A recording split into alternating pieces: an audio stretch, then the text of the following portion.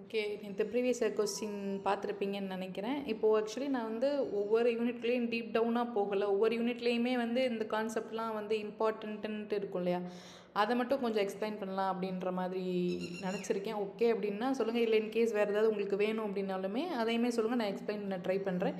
But ஒவ்வொரு யூனிட்லேயுமே வந்து at least இந்த கான்செப்டை தெரிஞ்சிருக்கணும் அப்படின்றதெல்லாம் நான் வந்து இதில் கொடுத்துருக்கேன். Intelligence C. ஓகே, இப்போ ஃபஸ்ட்டு வந்து என்ன அப்படின்னா, இன்றைக்கி நம்ம என்ன பார்க்க போகிறோம்னா தியரிஸ் ஆஃப் இன்டெலிஜென்ஸ். இதில் வந்து ஃபஸ்ட் ஒன் என்ன அப்படின்னா, சார்ல்ஸ் ஸ்பியர்மேனுடைய 2 ஃபேக்டர் தியரி ஆஃப் இன்டெலிஜென்ஸ் பற்றி தான் பார்க்க போகிறோம். இப்போது 2 ஃபேக்டர் அப்படிங்கிறப்ப வேறு என்னென்ன சொல்லியிருக்காரு அப்படின்னா, ஜென்ரல் ஒன்று,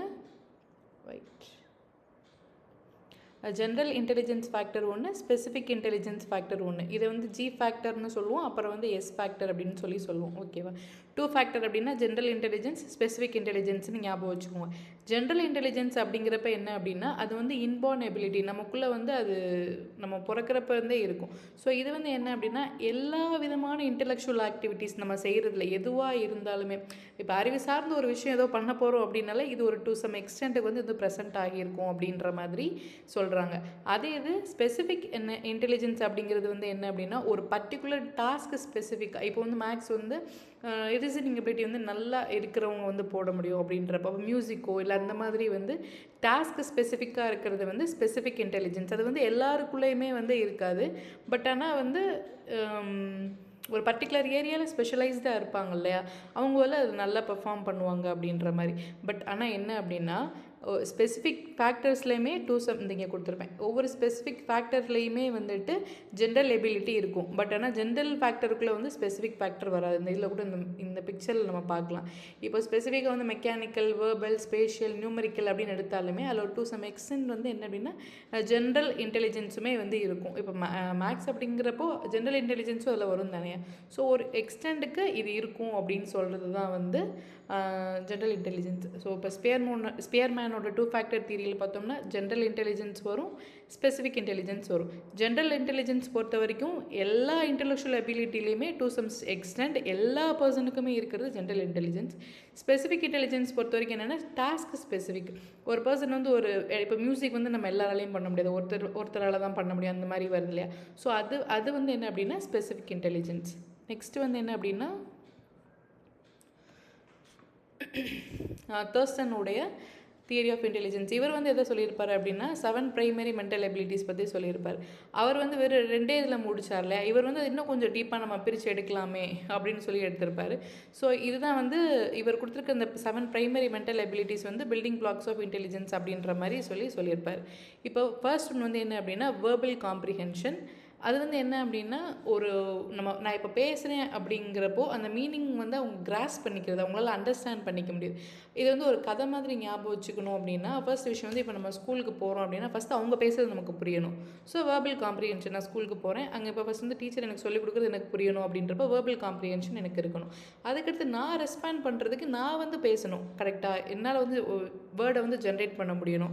அது வந்து வேர்ட் ஃப்ளூயன்சி. ஓகே, இப்போ வந்து ஃபஸ்ட் ஏபிசிடி சொல்லிக் கொடுக்குறாங்க, அப்புறம் வந்துட்டு நியூமரிக்கல் எபிலிட்டி. நான் வந்து மேக்ஸ் ப்ரொஃபிஷியன்சியாக இருக்கிறதுக்கு நியூமரிக்கல் எபிலிட்டி எனக்கு வேணும். இது எல்லாமே கொண்டு போய் நான் எங்கே ஸ்டோர் பண்ணுவேன் அப்படின்னா என்னோட மெமரியில் ஸ்டோர் பண்ணுவேன். ஸோ இந்த ஃபஸ்ட் நாள் ஞாபகம் வச்சுக்கிறதுக்கு ஸ்கூல் போனதுமே ஃபர்ஸ்ட் வேர்பல் காம்ப்ரிஹென்ஷன் டீச்சர் பேசுவாங்க, அடுத்து நான் பேசுகிறப்ப வேர்ட் ஃப்ளூயன்சி, அப்புறம் எனக்கு மேக்ஸ் சொல்லி கொடுத்தாங்க. இதெல்லாம் வந்து நான் மெமரியில் வச்சுருக்கேன். ஓகேவா, இப்போது இதுக்கப்புறம் இது என்ன அப்படின்னா, இப்போ மேக்ஸ் வந்து ரீசனிங் எபிலிட்டிக்குள்ளே வரும். அது மாதிரி வச்சுப்போம், அப்படி ஞாபகம் வச்சுப்போம். ரீசனிங் எபிலிட்டிக்குள்ளே வருமா. ஸ்பேஷியல் விஷுவலைசேஷன் அப்படிங்கிறது வந்து என்ன அப்படின்னா, ஒரு இமேஜை வந்து இப்போ நான் வந்து நீங்கள் ட்ரீன்னு ஒன்று நான் ட்ரீன் சொல்கிறேன், உங்கள் மைண்டில் வந்து ஒன்று நினைப்பீங்க. இப்போ நான் வந்து ஃப்ரூட்ஸ் இருக்கிற மாதிரி அப்படின்றப்ப டக்குன்னு அதை வந்து மேனிப்புலேட் பண்ணுறீங்க இல்லையா, அதுதான் வந்து ஸ்பேஷியல் விஷுவலைசேஷன். அது மட்டும் இல்லாமல் இப்போ ஒரு வைடான ஸ்பேஸ்னால், இப்போ ட்ரைவ் பண்ணுறப்போ 2 பஸ் போகிறதுக்கு இடையில வந்து ஒரு நம்ம வண்டியை ஓட்டுறோம் இல்லையா, ஸோ இதுக்குள்ளே வந்து நம்மளோட 2 வீலர் போகும் அப்படின்னு நம்ம அதை கணிக்கிறோம் இல்லையா, அதுவுமே ஒரு ஸ்பேஷியல், அது வந்து வைட் ஏரியா. அதே இது சின்ன ஸ்பேஸ் அப்படின்னா, இப்போ இந்த ஸ்கல்ப்டர்ஸ்லாம் இருப்பாங்கல்ல, இப்போ செதுக்கிறப்போ அந்த இடம் இவ்வளோண்டுக்குள்ளே இப்படி பண்ண முடியும் அப்படின்னு பண்ணுறாங்களே, அதெல்லாமே ஸ்பேஷியல் விஷுவலைசேஷன். அடுத்து வந்து பெர்செப்சுவல் ஸ்பீடு, ஒரு விஷயத்தை வந்து எவ்வளோ டக்குன்னு பெர்சீவ் பண்ணுறாங்க அப்படின்றது தான் வந்து பெர்செப்சுவல் ஸ்பீடு. இதை வந்து ஃபஸ்ட்டு கூட நம்ம வச்சுக்கலாம்னு நினைக்கிறேன்னா. இப்போ ஞாபகம் வச்சுக்கிறதுக்கு என்ன பண்ணோம், ஸ்கூலுக்கு போகிறோம், நமக்கு வந்து மேம் பேசுகிறாங்க, அதுக்கு நம்ம ரெஸ்பாண்ட் பண்ணுறதுக்கு வேர்ட் ஃப்ளூயன்சி, அப்புறம் மேக்ஸ் சொல்லிக் கொடுக்குறாங்க. அது எவ்வளோ சீக்கிரமாக நம்மளால் பெர்சீவ் பண்ண முடியுது அப்படிங்கிறது பெர்செப்ஷுவல் ஸ்பீட். அண்ட் மேக்ஸ் வந்து நல்லா பண்ணுறதுல நமக்கு ரீசனிங் எபிலிட்டியும் வருது. அப்புறம் வந்து இதெல்லாம் கொண்டு போய் நம்ம வைக்கிறது மெமரி. அப்புறம் ஸ்பேஷியல் விஷுவலைசேஷன் மட்டும் இப்படி தான் ஞாபகம் வச்சுக்க ட்ரை பண்ணுங்கள். ஸோ 7 இதில் தேர்ஸ்டன் வந்து 7 ப்ரைமரி மென்டல் எபிலிட்டிஸ். நெக்ஸ்ட்டு வந்து யார் வராங்க அப்படின்னா ஜென்சனோட தியரி ஆஃப் இன்டெலிஜென்ஸ். இவர் வந்து என்ன சொல்லியிருப்பார் அப்படின்னா, இன்டெலிஜென்ஸ் அப்படிங்கிறது ஹியூமன் பீயினோட இன்னொரு வந்து ஒரு எசென்ஷியல் ஆக்டிவிட்டி தான். பிளட் ப்ரெஷர், டெம்பரேச்சர், நார்மலாக ஒரு ஹியூமன் பீயிங் ஃபங்க்ஷன் ஆகிறதுக்கு இருக்கிற மாதிரி ஒரு எசென்ஷியல் ஆக்டிவிட்டி தான் இன்டெலிஜென்ஸும் அப்படின்னு சொல்லியிருப்பார். இவர் வந்து என்ன சொல்ல வர்றாரு அப்படின்னா, லெவல் 1 அண்ட் லெவல் 2ன்னு ரெண்டாக பிரித்தார். லெவல் 1 வந்து என்ன அப்படின்னா அசோசியேட்டிவ் எபிலிட்டி. இப்போது input is equal to output. நான் உள்ளே என்ன கொடுக்குறேனோ அதுவே அப்படியே வெளியில் வர்றது வந்து அசோசியேட்டிவ் எபிலிட்டி. இப்போ அதுக்கு பெஸ்ட் எக்ஸாம்பிள் என்ன அப்படின்னா ரோட் லேர்னிங். இப்போ நான் எக்ஸாமுக்கு வந்து படிக்கிறேன், அதை அப்படியே வந்து நான் எக்ஸாமில் போய் எழுதுனேன் அப்படின்னா, இப்போ சின்ன பிள்ளைல ஃபஸ்ட் வந்து நம்ம அதானே பண்ணுவோம். ஸோ எந்த விதமான அப்ளிகபிள் நாலேஜும் இல்லாமல் இந்த லெவல்ஸ் ஆஃப் அண்டர்ஸ்டாண்டிங் கூட இருக்குமே டீச்சிங் ஆப்டிடியூடில், நான் படிக்கிறத அப்படியே பண்ணுறது வந்து அசோசியேட்டிவ் எபிலிட்டி. அதாவது கொக்னிட்டிவ் எபிலிட்டி அப்படிங்கிறது என்ன அப்படின்னா, ப்ரீவியஸாக எனக்கு இருக்கிற நாலேஜை அதை வச்சு நான் யூஸ் பண்ணி வேறு எதாவது டிஃப்ரெண்ட்டாக பண்ணுறது. இப்போது மேக்ஸுக்கு வந்து அடிஷன், நான் இங்கே அடிஷன் ஒன்று கற்றுக்கிட்டதை அடிஷனாகவே பண்ணுறது வேறு. பட் வேறு கான்டெக்ஸ்ட்டில் வந்துட்டு இப்போது அடிஷனை நான் யூஸ் பண்ணுறேன் அப்படின்னா, ப்ரீவியஸாக இருக்கிற லேர்னிங்கை நியூவான ஒரு சர்க்கம்ஸ்டன்ஸ்லேயுமே நான் வந்து யூஸ் பண்ணுறது தான் வந்து காக்னிட்டிவ் எபிலிட்டி. ஓகேவா? இது வந்து ஜென்ரல் இன்டெலிஜென்ஸ் ஃபேக்டர். ஜென்சன் என்ன level 1 and level 2 associative ability, cognitive ability. அசோசியேட்டிவ்னா நான் படித்ததை அப்படி எழுதுறது, கோக்னிஷன் அப்படின்றது நான் படிச்சிருக்கேன் அதை வந்து இப்போ அப்ளிகேஷன் நாலேஜ் கொஸ்டின் கேட்பாங்களா அங்கே யூஸ் பண்ணுறது கோக்னிட்டிவ் எபிலிட்டி. அடுத்து கேட்டல் ஹார்ன் அண்ட் கேரல் தியரி. இப்போது இதில் வந்து ஃபஸ்ட்டு வந்து கேட்டல் ஹார்ன் தனியாக சொல்லியிருப்பாங்க, கேரல் வந்து தனியாக சொல்லியிருப்பார். பட் ஆனால் கேட்டல் ஹார்னோடதும் கேரலோடதும் வந்து சிமிலராக தான் இருக்கும். ஸோ அதனால் வந்து மொத்தமாக மூணையும் சேர்த்து சிஹெச்சி தியரி அப்படின்னு சொல்லி மாற்றிட்டாங்க. ஓகேவா? இவங்க வந்து எதை பேஸ் பண்ணி எதை இன்ஸ்பயர் பண்ணி பண்ணியிருப்பாங்கன்னா, ஸ்பியர்மோட ஜென்ரல் ஃபேக்டரை வந்து இன்ஸ்பயர் பண்ணி பண்ணியிருப்பாங்க. இப்போது ஃபஸ்ட்டு விஷயம் என்ன அப்படின்னா ஃப்ளூயிட் இன்டெலிஜென்ஸ். சாரி, கேட்டல் வந்து எதை பற்றி சொல்லியிருப்பாங்கன்னா fluid intelligence and crystallised intelligence. இப்போ கிறிஸ்டல்னாலே வந்து சாலிடாக நம்ம மைண்டில் இருக்கிறது அப்படின்னு ஞாபகம் வச்சுக்கோங்களேன். அப்படின்றப்போ நான் ப்ரீவியஸ்லேருந்து ஸ்டோர் பண்ணி வச்சுருக்கிறது ஒரு ஃபேக்சுவல் இன்ஃபர்மேஷனாக இருக்கலாம், எதுவாக வேணால் இருக்கலாம். நம்ம மைண்டில் ஃபேக்ட் பேஸ்டாக வந்துட்டு கிறிஸ்டலாக சாலிடாக இப்போ படிக்கிறது அந்த மாதிரி வந்து நமக்குள்ளே கொடுக்கப்பட்ட இன்டெலிஜென்ஸ் வந்து கிறிஸ்டலைஸ்டு இன்டெலிஜென்ஸ். ஓகேவா? அதே இது ஃப்ளூயிட் இன்டெலிஜென்ஸ் அப்படிங்கிறது என்னென்னா போகிற போக்கில் இப்போ ஃப்ளோ அப்படின்ற மாதிரி ஞாபகம் வச்சுக்கோங்க. ஃப்ளூயிட் இன்டெலிஜென்ஸ்ன்றது டக்குன்னு ஒரு ப்ராப்ளம் வருது, அதுக்கு வந்து எந்த ஒரு நாலேஜும் அது ப்ரீவியஸ் நாலேஜோ ப்ரீவியஸ் எக்ஸ்பீரியன்ஸோ இல்லாமல் டக்குன்னு அதை கிளியர் பண்ணுறோம் இல்லையா, அதுதான் வந்து ஃப்ளூயிட் இன்டெலிஜென்ஸ். இதில் கொடுத்துருக்கேன் ability to process new information, learn and solve problems அந்த மாதிரி. ஸோ இந்த பசில் சால்வ் பண்ணுறது அந்த மாதிரி இருக்குது. கிறிஸ்டலைஸ்டு இன்டெலிஜென்ஸ் இந்த கீவேர்ட் கொடுத்துருப்பேன். Accumulated knowledge gained through education and culture. Fluid knowledge பொறுத்த வரைக்கும் என்னென்னா capacity to solve novel problems. இப்போது கிறிஸ்டலைஸ்டு இன்டெலிஜென்ஸ் பொறுத்த வரைக்கும் என்ன அப்படின்னா ஸ்டோர்டு டேட்டா. ஸோ அது வந்து நம்ம மறந்து போகலாம். பட் ஃப்ளூயிட் இன்டெலிஜென்ஸ் பொறுத்த வரைக்கும் நம்மளோட திங்கிங் எபிலிட்டி அது வந்து மறக்காது. இதை ஞாபகம் வச்சுக்கோங்க. அடுத்து வந்து இப்போது கேட்டல் வந்து இப்படி சொல்லிட்டார் ஃப்ளூயிட் இன்டெலிஜென்ஸு கிறிஸ்டலைஸ்டு இன்டெலிஜென்ஸ்னு. ஹார்ன் வந்து என்ன பண்ணுவார்னா எக்ஸ்ட்ரா வந்து 8 எபிலிட்டிஸ் வந்து ஆட் பண்ணியிருப்பார். இதுக்குள்ளே டீப்பாக என்னென்னு பார்க்க தேவையில்லை, ஞாபகம் மட்டும் வச்சுக்கோங்க. இப்போ நம்ம அதில் பார்த்தோம்னா ஸ்கூல் போனோம் அப்படின்ற மாதிரி. ஸோ அந்த மாதிரி இதில் எதுவும் ஞாபகம் வச்சுக்க முடிஞ்சால் பண்ணுங்கள், இல்லைன்னா ஈஸியான வேர்டாக தான் இருக்குது. இப்போ short term memory, long term memory, அதுக்கப்புறம் விஷுவல், ஆடிட்ரி, இதெல்லாமே வந்து நம்ம சென்சஸ் அப்படின்ற மாதிரி வரும், அப்படி ஞாபகம் வச்சுக்கோங்க. அப்புறம் processing speed, quantitative knowledge, correct decision speed and reading and writing. ஓகேவா? எக்ஸ்ட்ராவாக இந்த 8 வந்து ஆட் பண்ணார் நம்ம ஹார்ன் வந்து. கெரோல் வந்து எதை பற்றி பேசியிருப்பார் அப்படின்னா ஸ்டாட்டம் தியரி. இவரோடது வந்து 3 லெவல்ஸ் ஆஃப் ஸ்டாட்டா அப்படின்னு சொல்லிட்டு, ஸ்டாட்டம் 1 அப்படிங்கிறது என்ன ரொம்ப நேரோவான ஒரு காக்னிட்டிவ் எபிலிட்டியிலேருந்து கொஞ்சமாக நம்ம மொத்தம் ஜென்ரல் இன்டெலிஜென்ஸ்க்கு போகிறது. இப்போ நேரோ அப்படிங்கிறப்ப இந்த பிக்சரில் கூட நீங்கள் பார்க்கலாம், ஜூம் பண்ணுறேன், இதாக இருக்கு இல்லையா, சின்ன தனித்தனியாக பிரிச்சுருக்காங்க அந்த ஃபேக்டர் பூரா. Induction, associative memory, memory span, அந்த மாதிரி சின்னதாக நேரோவாக ரொம்ப என்ன சொல்கிறது இப்போ வந்து காலேஜுக்குள்ளே வந்து சைக்காலஜி டிபார்ட்மெண்ட்டில் ஏ செக்ஷன் பி செக்ஷன் அதுலேயே மேல் அண்ட் ஃபீமேல் அப்படின்ற மாதிரி பிரிக்கிறோம்ல, அந்த மாதிரி ரொம்ப நேரோவாக இருக்கிறது நேரோ எபிலிட்டி ஸ்டாட்டம் 1. ஸ்டாட்டம் 2 அப்படிங்கிறது வந்து என்ன அப்படின்னா ப்ராடு. அது வந்து ஒரு கேட்டகரிக்குள்ளே போட்டுருது. இப்போ வந்துட்டு மேல் அண்ட் ஃபீமேலாக ஜெண்டருக்குள்ளே போட்டுரும் இல்லையா, டிபார்ட்மெண்ட்ஸ்குள்ளே நம்ம சைக்காலஜியை போட்டுருவோம். அது வந்து ப்ராடு. லாஸ்ட்டாக வந்து ஜென்ரல் இன்டெலிஜென்ஸ் எல்லாத்தையும் உள்ளே கொண்டு வந்து வச்சுருக்கிறது தான் வந்து ஸ்டாட்டம் 3. ஓகேவா? இப்போ இது புரியுதா? சிஹெச்சி மாடல் வந்து யார் யார் வருவாங்கன்னா கேட்டல், ஹார்ன் அண்ட் கேரோல்.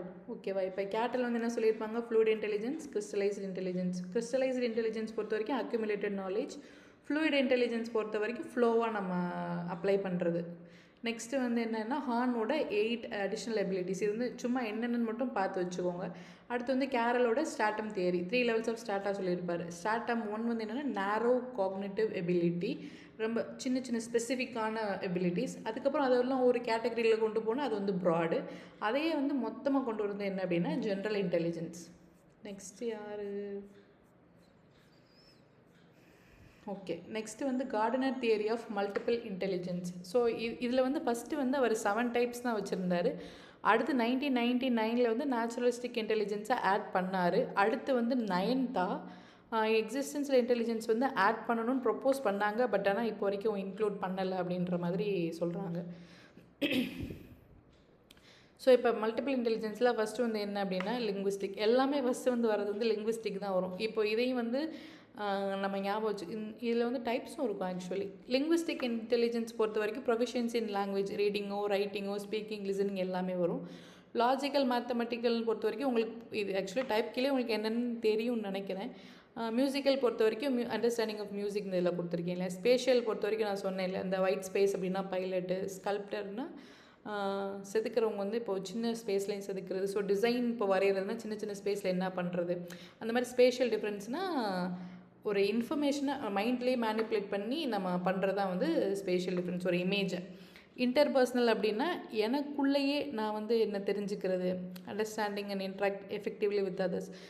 இன்டர்பர்சனல் அப்படின்னா மற்றவங்க கூட நம்மளோட கம்யூனிகேஷன் வந்து எப்படி இருக்குது அப்படிங்கிறது. இன்ட்ராபர்சனல் அப்படிங்கிறது வந்து என்ன அப்படின்னா என்னோடய ஓன் இமோஷனையே வந்து நான் தெரிஞ்சுக்கிறது, அண்டர்ஸ்டாண்ட் பண்ணிக்கிறது அந்த மாதிரி.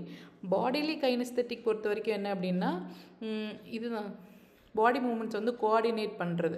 இப்போ ஸ்போர்ட்ஸ் அண்ட் டான்ஸ் நான் நினைக்கிற மாதிரி என்னோடய உடம்பு ஒத்துழைக்கணும். ஸோ அது வந்து பாடிலி கைனஸ்தெட்டிக். நேச்சுரலிஸ்டிக் பொறுத்த வரைக்கும் என்னென்னா நேச்சுரல் சரௌண்டிங்கில் வந்து ரொம்ப எக்ஸலாக இருக்கிறது. சுற்றி நிறைய பேருக்கு எல்லாருக்குமே வந்து பிடிக்காது இல்லையா. ஸோ அது வந்து நேச்சுரலிஸ்டிக் இன்டெலிஜென்ஸ். எக்ஸிஸ்டென்ஷியல் பொறுத்த வரைக்கும் என்ன அப்படின்னா அது வந்து ஃபிலாசபிக்கல் கான்செப்ட். இது வந்து இன்க்ளூட் பண்ணலை, பட் ஆனால் என்னென்னு தெரிஞ்சுக்கோங்க. இப்போ இதில் வந்து லிங்குவிஸ்டிக் அண்ட் லாஜிக்கல் இது ரெண்டுமே வந்து ஸ்கூல் லெவல். நான் என்கிட்ட கூட கொடுத்துருப்பேன்னு நினைக்கிறேன். வேல்யூ இது வந்து ஸ்கூல். லிங்குவிஸ்டிக் அண்ட் லாஜிக்கல் வந்து valued in school. Associate with ஆர்ட்ஸோட எதுனா மியூசிக், பாடியிலே கைனஸ்தெட்டிக் பொறுத்த வரைக்கும் ஏன் அப்படின்னா அந்த ஸ்போர்ட்ஸ் அந்த மாதிரிலாம் வருது. அதனால் ஸ்பேஷியல் பொறுத்த வரைக்கும் இந்த ஸ்கல்ப்டர் அந்த மாதிரிலாம் வருவாங்க, டிசைனர் அந்த மாதிரி வருவாங்க. அப்புறம் பர்சனல் இன்டெலிஜென்ஸ் வந்து இன்டர்பர்சனல், மற்றவங்க கூட கம்யூனிகேஷன். இன்ட்ராபர்சனல் பொறுத்த வரைக்கும் எனக்கு நானே வந்து எப்படி அண்டர்ஸ்டாண்ட் பண்ணிக்கிறேன், செல்ஃப் அவேர்னஸ். அப்புறம் ஏஸ்தட்டிக் பொறுத்த வரைக்கும் என்னென்னா நேச்சுரலிஸ்டிக் அண்ட் எக்ஸிஸ்டென்ஷியல் இன்டெலிஜென்ஸ். ஓகேவா? Next one. Okay, next theory of intelligence வந்து என்னென்னா Sternberg triarchic theory of intelligence. இவர் வந்து எதை சொல்லியிருப்பார் அப்படின்னா அனலிட்டிக்கல், க்ரியேட்டிவ் அண்ட் ப்ராக்டிக்கல். ஓகேவா? இப்போ அனலிட்டிக்கல் அப்படிங்கிறது இன்னொன்று என்ன சொல்லலாம் அப்படின்னா காம்போனன்ஷியல், க்ரியேட்டிவ் அப்படிங்கிறது எக்ஸ்பீரியன்ஷியல், ப்ராக்டிக்கல் அப்படிங்கிறது கான்டெக்ஸ்டுவல். ஓகேவா? இப்போது அனலிட்டிக்கல் அப்படிங்கிறது என்ன அப்படின்னா எபிலிட்டி டு அனலைஸ். ஒரு சுச்சுவேஷன் இருக்குது அப்படின்னா அது இது ஏன் எதுக்காக அப்படின்னு நம்ம அனலைஸ் பண்ணுறது மூலமாக ஒரு நியூவான இன்ஃபர்மேஷன் நம்ம கற்றுப்போம் இல்லையா.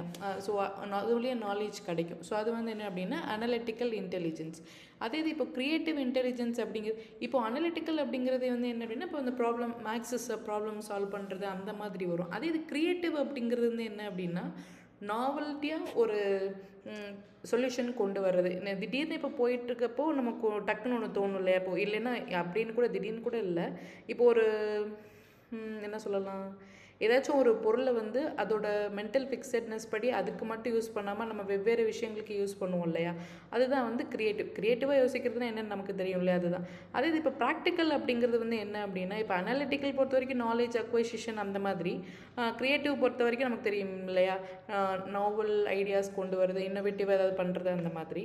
அது இங்கே கூட கொடுத்துருக்கீங்களா, இப்போ பிளாஸ்டிக் கவர் வந்து நம்ம வந்து திங்ஸ் கொண்டு போகிறதுக்கு மட்டும் இல்லாமல் மழை பெய்யறப்ப தலையில் போட்டு வருவாங்க. இப்போ புக் இருக்குன்னா அதையுமே தலையில் பிடிச்சிட்டு வருவோம். அந்த மாதிரி க்ரியேட்டிவாக ஒரு விஷயத்தை வந்து ஃபிக்ஸடாக இல்லாமல் டிஃப்ரெண்ட் ஐடியாஸ் யோசிக்கிறது வந்து க்ரியேட்டிவ். அதே இது இப்போ ப்ராக்டிக்கல் அப்படிங்கிறப்ப என்ன அப்படின்னா, ரியல் வேர்ல்ட் சுச்சுவேஷன். அவங்க வந்து இப்போ இந்த ஸ்கூல் ட்ராப் அவுட்டாக கூட இருக்கலாம், இல்லை மற்ற ஏரியாஸ் ஆஃப் ஃபீல்டில் வந்து வீக்காக இருக்கலாம். பட் ஆனால் அவங்க வந்து லைஃப்பில் வந்து சக்ஸஸ்ஃபுல்லாக இருப்பாங்க இல்லையா, அதுதான் வந்து ப்ராக்டிக்கல் இன்டெலிஜென்ஸ் அப்படின்னு சொல்கிறாங்க. இதுக்கு பெஸ்ட் எக்ஸாம்பிள் நம்ம காமராஜ் இப்போ ஸ்கூல்லேருந்து ட்ராப் அவுட் ஆகிட்டு பட் லைஃப்பில் வந்து இந்த மாதிரி சக்ஸஸ்ஃபுல்லாக இருப்பாங்க இல்லையா, அதுதான் வந்து ப்ராக்டிக்கல் இன்டெலிஜென்ஸ். இதில் வந்து ஆக்சுவலி இப்படி கேட்பாங்க ஜென்ரலாக, இப்போ இந்த மெட்டா காம்போனன்ட்ஸ், பெர்ஃபார்மன்ஸ், அப்புறம் நாலேஜ் அக்விசிஷன் எதுக்கு கீழே வரும் அப்படின்னா, அது காம்போனன்ஷியல் சப் தியரி அப்படின்னு ஞாபகம் வச்சுக்கோங்க. எக்ஸ்பீரியன்ஷியல்னால் என்ன, க்ரியேட்டிவ். அப்போ க்ரியேட்டிவ்னால என்ன, நாவல்ட்டி அண்ட் ஆட்டோபேஷன். கான்டெக்ஸ்டுவல் அப்படிங்கிறது வந்து என்ன அப்படின்னா ப்ராக்டிக்கல். அதுக்கு கீழே அடாப்ஷன், செலெக்ஷன், ஷேப்பிங். இப்போ வந்துட்டு ஃபஸ்ட்டு வந்து சேஞ்ச் ஆஃப் என்விரான்மெண்ட், அடாப்ஷன் பண்ணிக்கிறது, அப்புறம் அதுக்கேற்ற மாதிரி அவங்க மாறிக்கிறது, அந்த மாதிரி வரும். ப்ராக்டிக்கல் இன்டெலிஜென்ஸ்குள்ளே இது வரும். ஓகேவா, இது வந்து Sternberg triarchic theory of intelligence. Next வந்து Goleman theory of emotional intelligence. இவர் வந்து பேசிக்காக ஓவரால் இன்டெலிஜென்ஸ் பற்றி ஃபோக்கஸ் பண்ணாமல் எமோஷ்னல் தியரி மட்டும்தான் வந்து ஃபோக்கஸ் பண்ணியிருப்பார். இதில் என்னென்ன வரும் அப்படின்னா, ஃபஸ்ட்டு வந்து எமோஷ்னல் இன்டெலிஜென்ஸ் செல்ஃப் அவேர்னஸ் ரொம்ப முக்கியம். நான் என்ன ஃபீல் பண்ணுறேன் அப்படிங்கிறது எனக்கு தெரிஞ்சிருக்கணும். இப்போ அதுக்கு செல்ஃப் அவேர்னஸ் மட்டும் இருந்தால் போதுமா, அதை வந்து ரெகுலேட் பண்ணணும். இப்போ நான் வந்து சோகமாக இருக்கேன் அப்படின்னு நான் தெரிஞ்சுட்டேன், அப்போ அதை நான் ரெகுலேட் பண்ணணும்ல, என்னென்னு அதுக்கு அடுத்த ஸ்டெப் நான் பண்ணணும் இல்லையா, அது வந்து செல்ஃப் ரெகுலேஷன். அடுத்து வந்து மோட்டிவேஷன் அப்படிங்கிறப்ப என்னன்னா, ஜென்ரலாக எப்படின்னா, நான் கீழே ஒரு எக்ஸாம்பிள் கொடுத்துருக்கேன், அதை வச்சு சொல்கிறேன். ஓகே, இப்போ வந்து ஒரு கிளாஸ் ரெப்ரசன்டேட்டிவாக இருக்கேன் அப்படின்றப்போ நானும் சேர்ந்து ஒரு பார்ட்டிசிபேட் பண்ண போகிறேன் ஒரு காம்படிஷனில். ஃபஸ்ட்டு செல்ஃப் அவேர்னஸ் பொறுத்தவரைக்கும் நானும் வந்து ஆங்ஷியஸாக இருக்கேன், நர்வஸாக இருக்கேன் அப்படின்ற மாதிரி. இப்போ செல்ஃப் ரெகுலேஷன் பண்ணுறப்போ அவேர்னஸ் எனக்கு வந்துருச்சு. ஸோ நான் என்னை ரெகுலேட் பண்ணிக்கிறேன், இல்லை நான் வந்து பேனிக் ஆக மாட்டேன் அப்படின்னு. ஸோ நான் குட் ஸ்பீச் கொடுக்க போகிறேன்னு எனக்கு நானே மோட்டிவேட் பண்ணிக்கிறேன். இது மூணுமே வந்து செல்ஃபை பேஸ் பண்ணி வரும், இந்த ஃபஸ்ட்டு 3. ஓகேவா, அடுத்து வந்து என்ன அப்படின்னா, எம்பத்தி அப்படிங்கிறப்போ என்ன சொல்லுவோம், மற்றவங்களோட பிளேஸ்லேருந்து அவங்க எமோஷனை நம்ம ஃபீல் பண்ணுறதுன்னு சொல்லுவோம்ல. ஸோ வந்து என் கிளாஸ்மேட்ஸும் வந்து நர்வஸாக இருக்காங்க அப்படின்னு அவங்களோட சுச்சுவேஷனையும் நான் புரிஞ்சுக்கிறேன். அப்போ சோஷியல் ஸ்கில்ஸ் அப்படிங்கிறப்ப என்ன அப்படின்னா, இன்டர்பர்சனல் எபிலிட்டிஸ் தான். அவங்க கூட கம்யூனிகேட் பண்ணிக்கிறது, ராப்போ பில்டிங் அந்த மாதிரி தான். ஸோ அவங்களுக்கும் வந்து நான் என்கரேஜ் பண்ணுறேன், ஒன்றும் பிரச்சனை இல்லை, நல்லபடியாக பண்ணிடலாம் அப்படின்னு. ஓகேவா, இப்போ எமோஷனல் இன்டெலிஜென்ஸ் எப்படி வருது, ஃபஸ்ட்டு என்ன நானே அவேர்னஸ் பண்ணி ரெகுலேட் பண்ணி கோல் டைரக்டிங் பிஹேவியருக்கு வந்து மோட்டிவேட் பண்ணிக்கிறேன். நெக்ஸ்ட் இந்த சோஷியலாக பார்க்குறப்ப மற்றவங்க ஃபீலிங்ஸையும் வந்து நான் புரிஞ்சுக்கிட்டேன், எம்பத்தி மூலமாக சோஷியல் ஸ்கில்ஸ் அவங்களையும் வந்து நான் ஹெல்ப் பண்ணுறேன் அப்படின்ற மாதிரி வரும். ஓகேவா, ஸோ இது வந்து மேக்ஸிமம் வந்து எமோஷனை வந்து ரொம்ப ஃபோக்கஸ் பண்ணியிருக்கிறதுனால நிறைய தியரிஸ் வந்து இன்னும் வந்து ப்ரப்போஸ் பண்ணாங்க. நெக்ஸ்ட்டு மேயர் சால்வேவோட PUUM மாடல். ஏன் PUUM அப்படின்னா, perceiving emotion, using emotion, understanding emotion, managing emotion. அதுதான் வந்து PUUM மாடல். இதுவும் நம்ம வந்து ஒரு எக்ஸாம்பிள் வச்சு பார்க்கலாம். இப்போ வந்து ஒரு எக்ஸாம்பிள் வந்து நான் நிறைய மார்க் எடுத்துட்டேன். ஃபர்ஸ்ட் வந்து ஹாப்பி. எனக்கு நான் என்னோடய எமோஷன் எப்படி பர்சீவ் பண்ணுவேன் அப்படின்னா, ஹாப்பி அப்படின்னு பர்சீவ் பண்ணுவேன். ஸோ வந்து எமோஷனை வந்து இதில் யூஸ் பண்ணுறது அப்படிங்கிறது வந்து என்னென்னா, அந்த எமோஷனை யூஸ் பண்ணி நான் என்ன ஃபீல் பண்ணுறேன் திங்க் பண்ணுறதுக்கு ஹெல்ப் பண்ணுறது. ஓகேவா, அப்படிங்கிறப்ப அது வந்து என்னோடய கான்ஃபிடென்ஸை பூஸ்ட் பண்ணும்.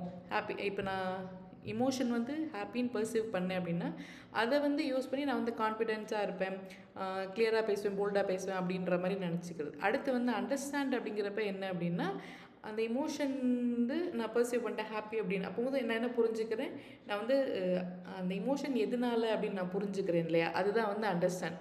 அடுத்து வந்து மேனேஜ்ன்றது வந்து கடைசி வரைக்கும் அதே மாதிரி நான் வந்து இந்த மாதிரி படிச்சுட்டே இருப்பேன், மோட்டிவேஷனாக படிச்சுட்டு இருப்பேன் அப்படின்ற மாதிரி.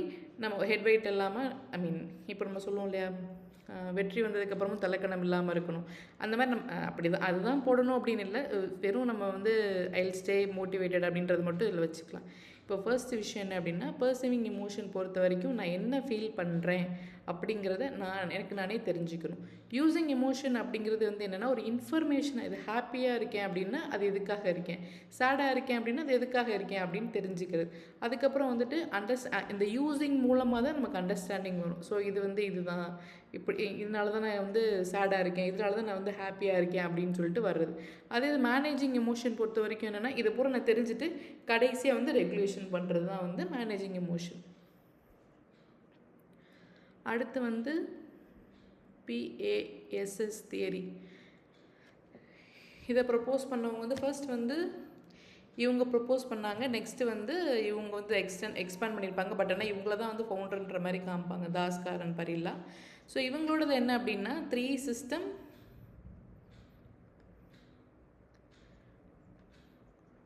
4 processes அப்படின்னு வரும். ஓகேவா? இப்போ 3 சிஸ்டமில் சிஸ்டம் 1 வந்து என்ன அப்படின்னா பிளானிங்.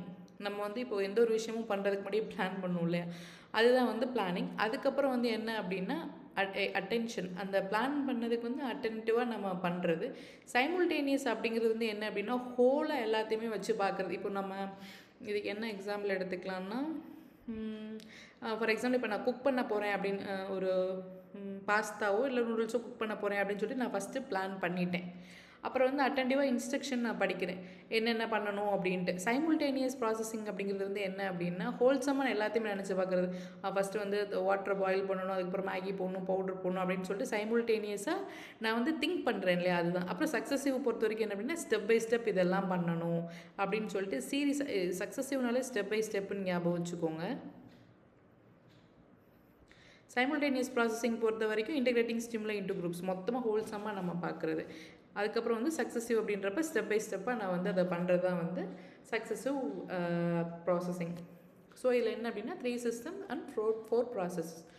ஓகேவா? இப்போது எல்லாமே கொஞ்சம் குழப்பற மாதிரி தான் இருக்கும். ஒன்ஸ் அகெயின் பார்த்துட்டு சும்மா ஒரு ப்ளூ பிரிண்ட் மாதிரி போட்டு வச்சுக்கிட்டிங்கன்னா கொஞ்சம் ஹெல்ப் பண்ணும். எக்ஸாமுக்கு நல்லபடியாக படிங்க. All the best. அடுத்த வீடியோவில் பார்ப்போம். பாய்.